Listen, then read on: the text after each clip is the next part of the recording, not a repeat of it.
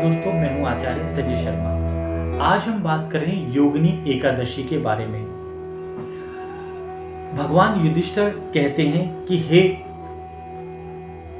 भगवान, कृष्ण भगवान से कह रहे हैं कि हे भगवान, मैंने निर्जला एकादशी के बारे में तो सुना है, परंतु योगिनी एकादशी के बारे में आज तक नहीं सुना।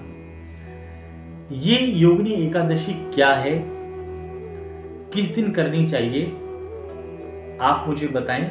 मैं इसके बारे में सविस्तार से जानना चाहता हूं। भगवान कृष्ण युधिष्ठिर से और अर्जुन से कहते हैं कि हे पार्थ, योगिनी एकादशी इस संसार रूपी सागर के जितने भी पाप हैं, उन पापों से मुक्ति देने वाली है, स्वर्ग पहुंचाने वाली है, वैकुंठ धाम ले जाने वाली है। और जो कोई भी इसका व्रत करता है या इसकी कथा को सुनता है तो उसको स्वर्ग की प्राप्ति होती है। और योगिनी एकादशी का बड़ा भारी महत्व है।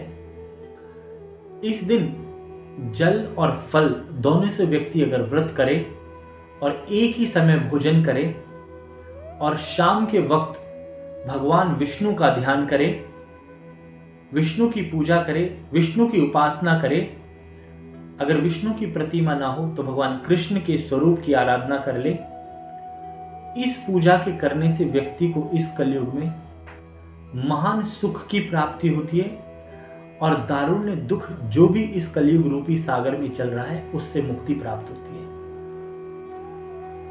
इसकी क्या कथा है? युधिष्ठिर बोले, मैं सुनना चाहता हूं, जानना चाहता हूं किस तरह से ये योगिनी दशा या योगिनी की पूजा या योगिनी एकादशी की पूजा शुरू हुई। भगवान कृष्ण कहते हैं कि हे पार्थ, तुमने अति सुंदर बात पूछी है, आपने मेरा मन मोह लिया है। हे युधिष्ठिर, हे अर्जुन, मैं तुम्हें इस कथा के बारे में बताता हूं। कहते हैं कि इस कथा को किस दिन करना चाहिए, किस दिन सुनना चाहिए, किस दिन इसकी पूजा होती है।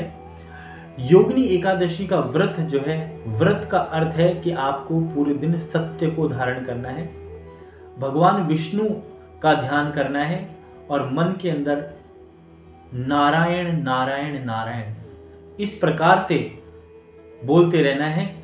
और श्री कृष्ण गोविंद हरे मुरारे, हे नाथ नारायण, आपको मालूम है आगे वासुदेव। तो इस प्रकार से जो है इस मंत्र को आप बोलते रहें, भगवान कृष्ण का, विष्णु का ध्यान करते रहें। इसको आषाढ़ कृष्ण पक्ष में एकादशी का जो दिवस आता है उस दिन इसकी पूजा होती है। और भगवान कृष्ण कहते हैं कि हे पांडुपुत्र, इस कथा को कैसे प्रारंभ किया गया वो मैं आपको बता देता हूं। कुबेर नाम का एक राजा था, उसकी बहुत ही सुंदर नगरी थी और आप सब जानते हैं कुबेर जी के पास धन संपत्ति कितना था। अत्यधिक धनवान जो थे वो कुबेर थे। उनके पास सोना चांदी सब कुछ था और ऐश और आराम की सारी चीजें उनके पास रहती थी। उनकी जो पुरी थी, जो स्थान जिसके राजा थे, उसको अलकापुरी के नाम से प्रसिद्ध थी। और वो भगवान शिव के जो है परम भक्त थे, भगवान शिव की उपासना करते थे, भगवान शिव की पूजा करते थे और नित्य नियम से भगवान शिव को जो है पुष्प अर्पित किया करते थे। शिवालय में जाकर के दूध दही शहद गंगाजल पंचामृत रुद्राभिषेक के बाद जो है पुष्पों की बारिश करते थे। और वो पुष्प जो मंगाए जाते थे मान सरोवर से जो है मंगाए जाते थे। जो मान सरोवर है उस सरोवर से उस फूलों को लाया जाता था। तो उनका एक सेवक था, बड़ा ही अच्छा था। वो हमेशा जो है भगवान शिव के लिए सुबह सुबह उठ करके अर्ली मॉर्निंग जा करके और प्रातः काल जा करके और जो है फूलों को लेकर के आता था। उसको भी बड़े पुण्य की प्राप्ति होती थी।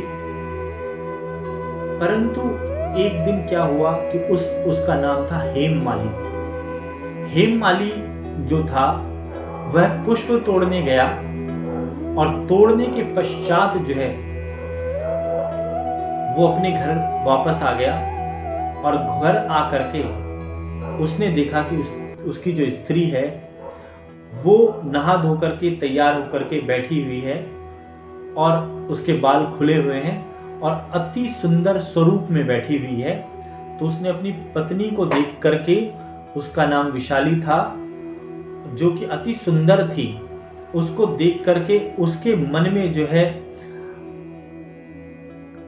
कामा आसक्ति आ गई, अर्थात काम की तरफ, वासना की तरफ जो है अपनी पत्नी को देख करके उसकी आसक्ति आ गई और वह अपनी पत्नी के साथ जो है सुबह से लेकर के दोपहर तक जो है रमण करता रहा।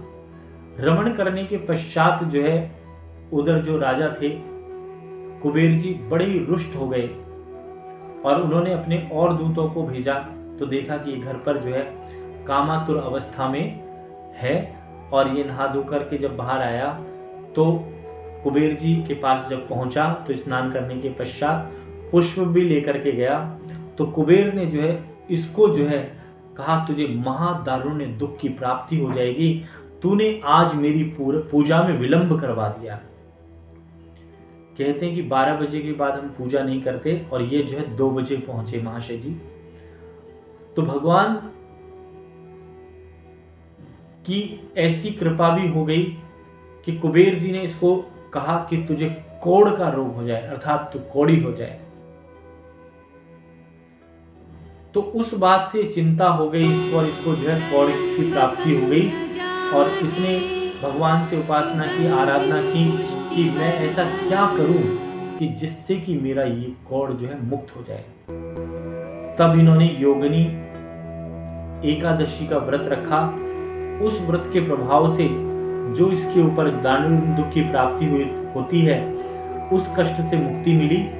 कहते हैं कि 88,000 ब्राह्मणों को भोजन कराने के बराबर पुण्य की प्राप्ति इस व्रत से होती है। इसकी पत्नी भी कौड़िन हो गई। तो शास्त्रों में कहा है कि जो आपका विधान है, भगवान की पूजा है, पाठ है, नित्य है, नियम है, जो हमें करना चाहिए उसको सदा करते रहें, कभी भी उसमें विलंब ना करें।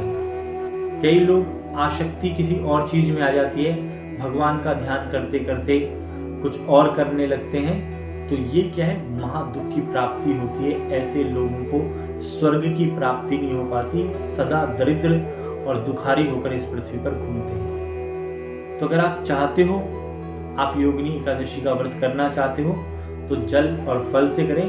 भगवान शिव की सोने की, भगवान विष्णु की स्वर्ण की या चांदी की या कोई भी धातु की, मिट्टी की भी बना सकते हैं, प्रतिमा बना करके पुष्प अर्पित करें और शिव जी को भी जो है जल दें, क्योंकि ब्रह्मा, विष्णु और शिव तीनों की शक्ति की पूजा करने से विशेष लाभ रहता है। इस कलयुग में अगर आप चाहते हो कि आपको स्वर्ग की प्राप्ति हो, वैकुंठ धाम की प्राप्ति हो, तो एकादशी का जो व्रत है, योगिनी एकादशी का, यह आपको जरूर करना चाहिए।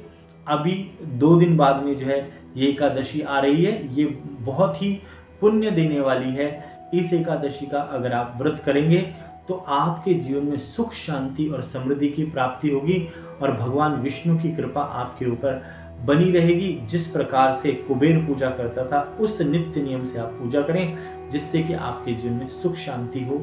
नमस्कार दोस्तों, मैं हूं आचार्य संजय शर्मा।